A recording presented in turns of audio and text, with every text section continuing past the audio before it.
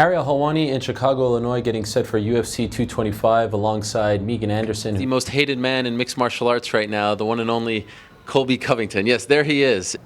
Sitting next to Chicago's own CM Punk. Live alongside Rafael Dos Anjos, the reigning, defending UFC middleweight champion, Robert Whittaker. When this fight was announced, a lot of fans said, this is maybe a little too soon for Megan. You know, she was off for a year. Holly Holm's a veteran, boxing. Why does this fight make sense? Well, those same people thought that I should be fighting Chris first, you know, so no matter what, everyone's going to have their opinion about something, and at the end of the day, I'm not really in a position where I can pick and choose my fights. I have been off for a while, and, you know, we were just, whatever, the UFC, whoever, they wanted us to fight, we're going to be ready. So that is your plan? You know, that's been also a hot topic. The Philadelphia Eagles had their invitation rescinded. Golden State Warriors were uninvited. You win this belt, you'd like to go see the president in Washington and have a photo op with him. Absolutely. I mean, it's a complete joke. The Philadelphia Eagles suck.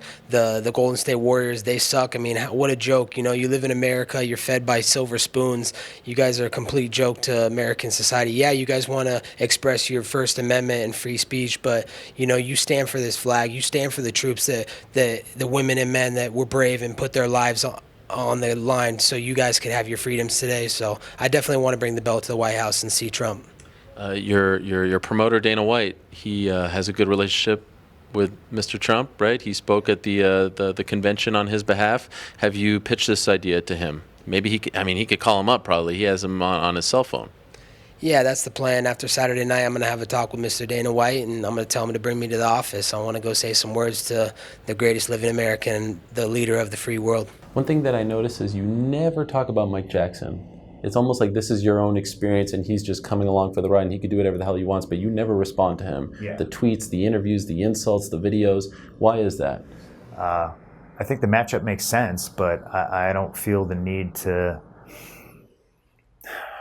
There's a lot of manufactured beef and personas in MMA, and that's just not me. And this is who I am. And it's ironic because, you know, in the fake world, nobody was better at it than I am. And here, everyone's like, well, why don't you do that? You do it so better. What's the point? You know, we get to fist fight on Saturday, so there's nothing that I can say or do that will speak louder than the results and the potential that I know I'm capable of that I will show everybody on Saturday. Has Colby done anything to really bother you? Anything that he has said about your country, your fellow countrymen, about you? Has anything that he has said maybe crossed the line to the point where you felt like it got personal? No, you know, like nothing that he said affect me. You know, I've been on this game for so long. I know what I have to do, and I'm a cold-blooded fighter. You know, I know on Saturday night I go there after we get locked on the cage. Just me and him. There's no talk, and I put in 100% of my energy on the fight, you know, and he's expending a lot of energy trying to promote it, to try to do his thing, you know. My 100% of my energy is on that fight. Do you think he believes what he's saying, or do you think he's just playing a character?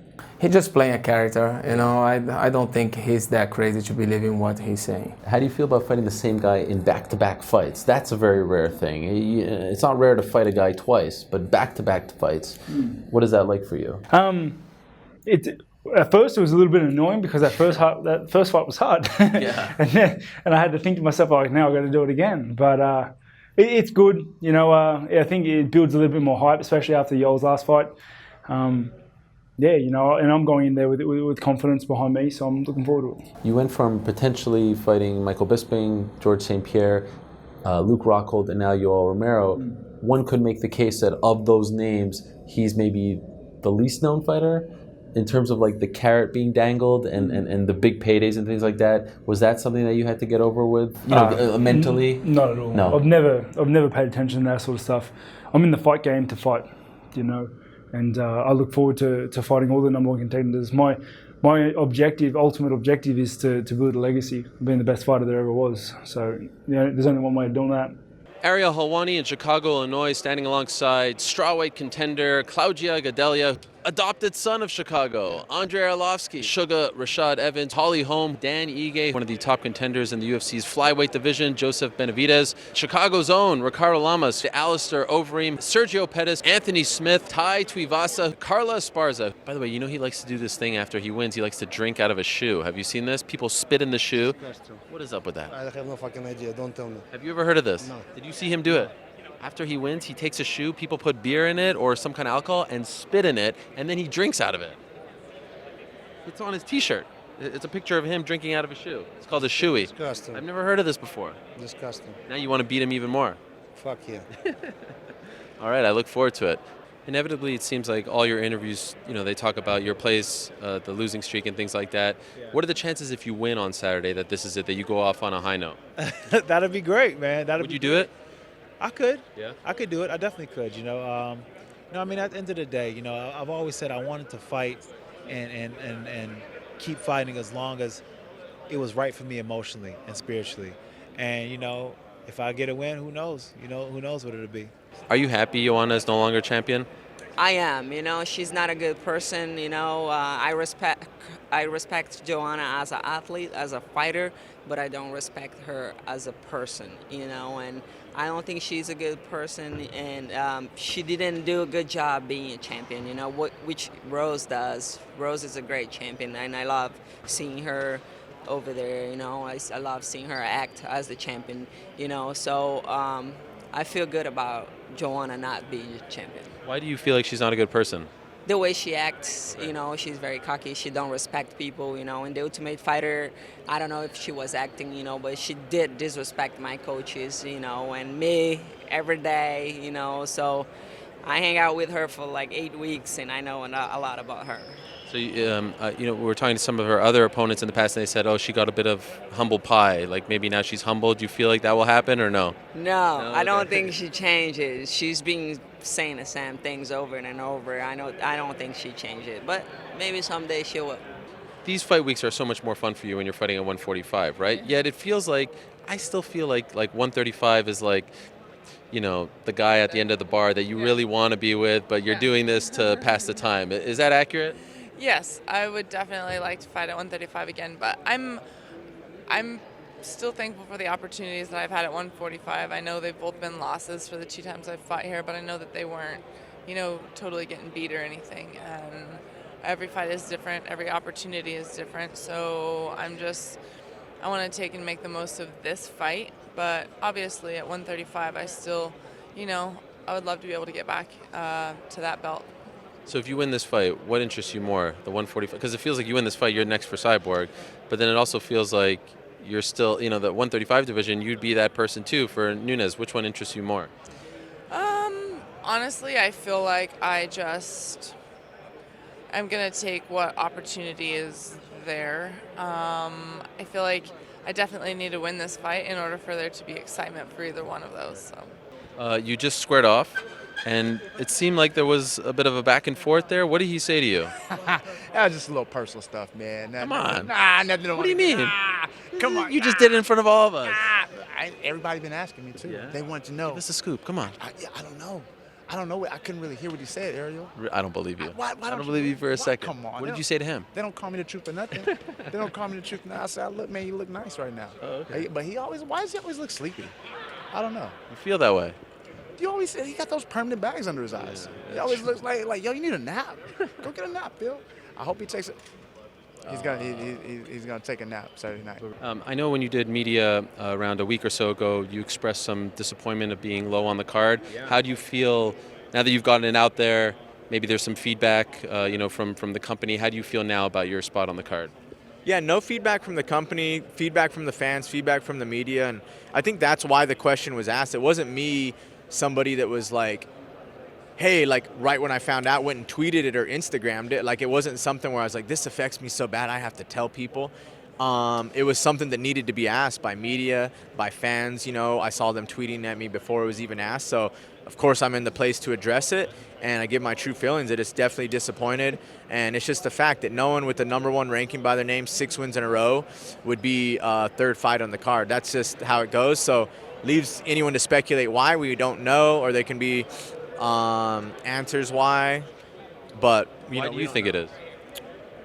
I don't really know. I mean, I think most of the theories the media says are, just the flyweight division in general. I didn't really realize that no flyweight had been on a main card all year. So I think that is a pretty solid theory, but there's not really a theory there. It's like it hasn't been, but there's still a why, and you might not know until you ask, I guess, who makes the decisions. So someone needs to ask him. You should ask him why, because I think that's the big question here is like, why? Like that wouldn't happen to anyone else, Right. 6 wins in a row, number one. But at the end of the day, like I said, it's something I need to answer. To me, even when I saw it, I'm like, doesn't affect the fight, doesn't affect what I do. It might complete the whole circle of me being this new up-and-comer, like reinventing myself early on the card like I used to fight.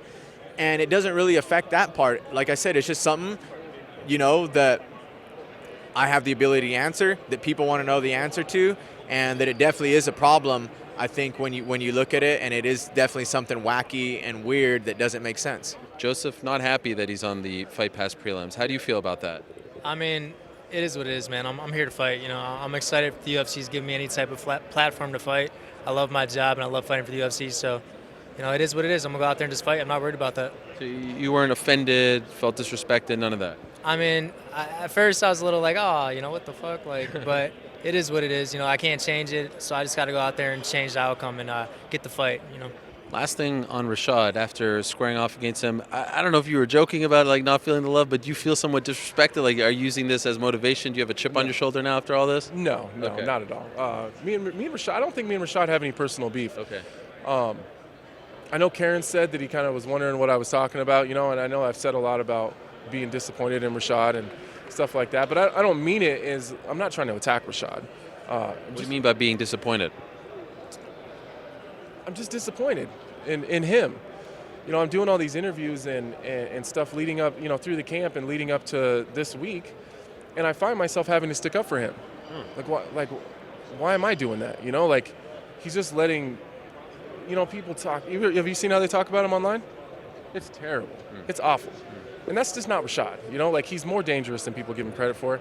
So what it's doing is by him just sitting down and taking it and letting people run him into the ground, it's diminishing my win. So it's putting me in the position I was in with Hector Lombard.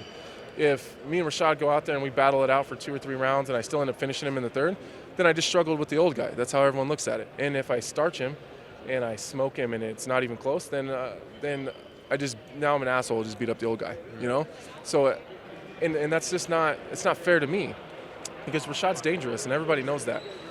And I mean, he's coming off of some losses, but 2 of them are split decisions. So almost half of those people thought Rashad won those fights, and a knockout to Glover, but Glover knocks everybody out. You know what I mean? It's half the 205 division has been knocked out by Glover Teixeira. So it's frustrating because he's much better than people are giving him credit for, and that's not going to give me any credit when I beat him, and that pisses me off. Wow. Well, it's great to see you in person. And how about this shirt? Wow, what do you think? Who would have thought this would become a thing? That's me. It's me again. Did you know that they were doing this for you, or were you surprised? Nah, my mate Kev, who works for Reebok, he just sent it to me. He was like, oh, and I was like, oh, what's that? He's like, oh, it's a shirt we made for you. I was like fuck, that's really cool. Are you honored? I'm very honored. I'm grateful. Well, how many cunts get to say that they have a shirt made from Reebok? It's incredible. What about the fact that they put the Reebok logo on the shirt? They plugged themselves. They plugged themselves right there. Bang. Reebok right in the middle, yeah. Because in Perth, I believe it was an Adidas shoe that you drank out of. Didn't matter what shoe it was. It was getting drunk. Yeah.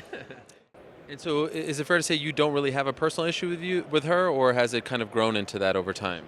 I think it kind of has, just because she's kind of done some mean things to me over the years. The second time we were supposed to fight and it didn't happen, I just jumped into a gi jiu-jitsu tournament the weekend later, and she posted 2 pictures of me losing in the finals, and I was just she was like, congrats to the other girl, this is so great, and I'm like, come on, dude, that's messed up.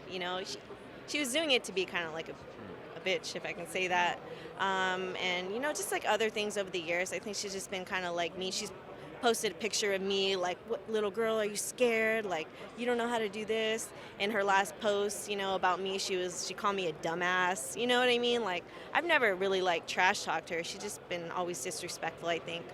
Weight cutting has been a very hot topic in MMA these days. How do you feel about the early weigh-ins, or moving them back to the more traditional 4 p.m. or so weigh-in? I really hope they keep the early weigh-ins. As it was at the late weigh-ins, I was pretty much already on weight at the same time as the early weigh-ins. So I'm sitting around for an extra 6 hours of unneeded torture before I can rehydrate. I also think that with the earlier weigh-ins, we have more time to recover. And I think when you have more recovery time, you're going to fight better, so we're going to see better fights. I really think they need to fix the punishments for missing weight instead of trying to get rid of the early weigh-ins. And what do you think the punishment should be? Well, you didn't show, so you shouldn't get your show money. So if you want to make money, you got to win. And I think they should have some sort of suspension from that weight class where in the next fight or two, you have to move up a weight. Wow. Well, it's great to see you, Alistair. I'm really happy to see you. I'm happy to see you back in good spirits. I'm excited for this fight. Yes. Good mood, not. You were nervous when you saw me, though. Why was it? Because you always attack me. You're very physical, but I know the physicality comes from love. No physical assault charges or convictions. No, so I would never do something like that. To you, of all people. Okay. To some other fighters, I would. I know that you're screwed. Yeah. But yes, I'm very excited for this, and I'm looking forward to seeing how you rebound on Saturday. Boom. Thanks, Migo. Sorry, my hands are a little sweaty. I get nervous next to you. You make me nervous. Always, right? Thanks, Alistair. Oh, sorry. Ariel's not going on. Who did that? You do that? No, that was him. Hey, what are you doing? I'm not familiar with Alistair some respect. my strength is just sometimes unmanageable. Sorry, guys. Sorry. I'm sorry. It's already happened before. Yoel Romero, here he is, the silver medalist in the 2000 Olympic Games. He arrives wearing a towel. He is about to step on the scale. This is the moment of truth for Yoel Romero. Here we go.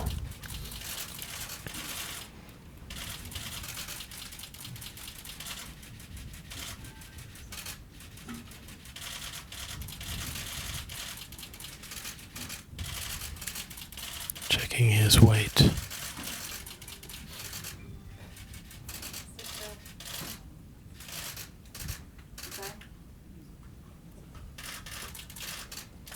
No word yet. They are checking his weight. And he weighs 185.2. That's 185.2 at 12:43 p.m. Central Time. That means that Yoel Romero is over by 0.2 pounds. And just curious, now that this is over and you won, you got your first official UFC win. Yeah.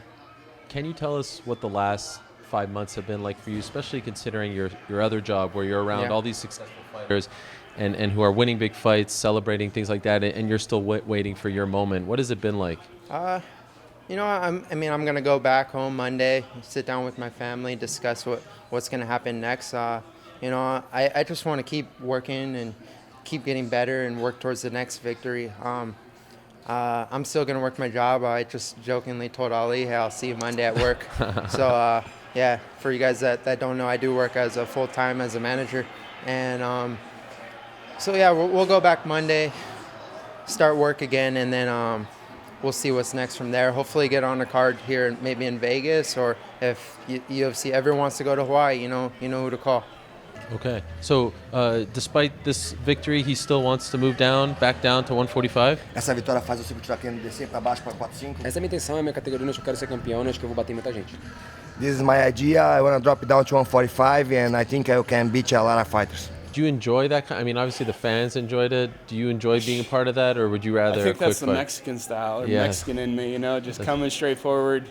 My mom and my wife hate it, but that's my boxing coach Rudy. He goes, "You're a Mexican, man. All we know is coming forward." So it's just, I guess it's who I am. Were you surprised that he survived in the first? You know what? I kind of took off a little bit on him. Like I hit him with that strike, and I know Joe is very dangerous, especially when he is hurt. So, I hit him hard, and I kind of played it safe a little bit. Definitely should have ambushed him a little bit and try to get the finish. In hindsight, why did you do that? I'm just a smart fighter out there, man. I'm very calculated with my strikes. I take very calculated risk, and that's just something that I've been doing my whole life, point fighting. So, it's something that I want to improve on and get better at. And I'm excited to show you guys the more I grow into the sport. So do you regret that? Do you feel like if you went harder at him in the first, you could have finished him in the I could have first? finished it. I don't regret it because I got the win, but Yeah. I'm sure if I would have lost, I would have regretted it. So as of now, I don't regret it. I got the W. What's the story behind the mustache? It's not Olivier. He's 55 in the UFC. He'd always mention to me at during the workout, man, you gotta get a stash. You gotta get a stash. And I was getting ready to shave. I had a beard, and I was getting ready to shave, so I just shaved the sides first. I was like, man, it doesn't look too bad. And then I saw a picture of my grandpa, and he had one too. So, and it looks good on me. You're gonna keep it? I think so. I think, yeah, I like it. There seems to be like a mustache movement at TriStar. There's Olivia. There's someone else that whose name is escaping me. Who else has one? Man, just 2 guys at the dorms just got theirs. Okay. I think they're seeing their luck with their ladies, so Yeah. everybody's jumping on the bag when you get it. The chicks love it. So a part of you, I don't know if feeling sorry is the right term, but as a fighter, and you know how this game goes, right? It's a cruel game for the legends at the end. Is there a part of you that sort of feels for him right now? A lot of me feels for him right now, but at the end of the day, my kids got to eat too, and I got 3 kids, and I got a goal that I'm trying to accomplish, and I think Chael Sonnen says it best, that everyone ends in the same way, face down and embarrassed, and someday I'll be in Rashad's position, exactly where he's at right now, but I think it's my turn right now. How many shoeys have you done so far? Just 2. That's it? You got something for me? You don't? Did both have spit in them? Yeah, I think so, yeah. Okay, good. Just want to make sure. Spit just makes it, it's like you don't want to have it dry, you want to spit on it, wet it up a little bit, and then down it, you know what I mean? Right. You know what I'm talking about. Look, he's cracking up. And could you tell us about the walkout song? Great Like choice. that? Yes. Why? It's a fucking hit. Yeah.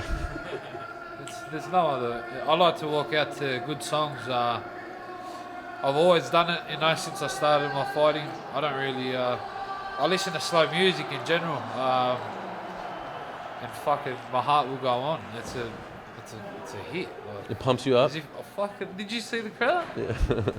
Stop. That's what I would tell them. Stop.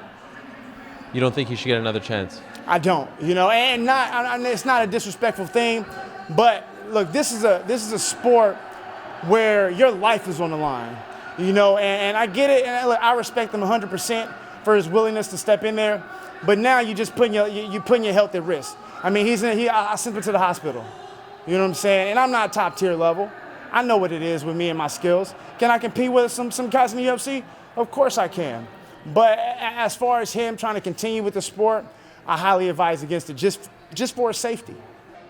Ngannou or the belt. I want the belt, but if not going to give me the belt, Ngannou. I'm not going after guys below me, only guys above me. No disrespect to Volkov. He's amazing. If he were ranked number 1, we'd go at it. Ngannou's ranked number 1. Stipe or DC is going to have the belt. I only want guys above me. She landed a couple big shots early on, and I wanted to ask you, you've been in there with some of the hardest hitters in the game, but there was so much made of her power and her size. You're the first one in the UFC to experience it, so I wonder, was it different? Was it stronger? Was it more than you expected? She hit pretty hard. It's not been the hardest I've ever been hit, but she was very strong, very powerful. She's a big person. She towers over me, she's a big fighter. And all week, I like to see her, look at her, and just, I like to see my opponent. I don't want to get in there the night I'm going to fight him and then look across, because they always look bigger than life anyway when you're about to fight them. So, she's a big girl, but that didn't mean that she wasn't beatable. And I just really wanted to make sure that I was staying level-headed and just, I just believe in my training. I know I put a lot of hard work into it, and I knew I would react in the way that I should if I just really believed in my training. I did everything I said I was going to do. I told everybody I was going to make the welterweight division great again, and now I'm going to celebrate how a real American should celebrate winning a world title, and that's going to the White House to see Mr. Donald Trump put this on his desk, unlike the Philadelphia Eagles disrespecting our country's flag by kneeling for the national anthem. Hi, I understand your fervent support of Trump and of the anthem, but are you aware that none of the Eagles ever kneeled? I'm not aware of that, but what did they do? Didn't they not come out for the national anthem? They stayed in the tunnel or something? No, that hasn't gone into effect yet. The most is one of the players raised his fist and one of his white teammates put his hand on his shoulder. Well, I am aware that they, turned down their invitation to go see Trump, and that's a big slap in the face to America. I mean, there's all the brave men and women of America that put their lives on the line so they could have their freedoms to eat out of their silver spoons. They've been, the NFL players get so much leeway and so much money for, such a joke. So, it's a joke that they turned down America. They wouldn't have their freedoms. Try going to Puerto Rico. Let's see how well they would do over there if they would make that kind of money. So, it's a big slap in the face and disrespectful to America to turn down Trump's invitation. Well, understand that, what they're saying is they're doing it for social justice, for minorities to be treated equally. And what do you say on that front? Because a lot of times people don't raise this issue with other athletes that take issue with it. Last time I checked, they weren't paid all that money to be political people. They were paid to play football. So I got to say, if I see them in the streets, I'm probably going to slap them. Okay.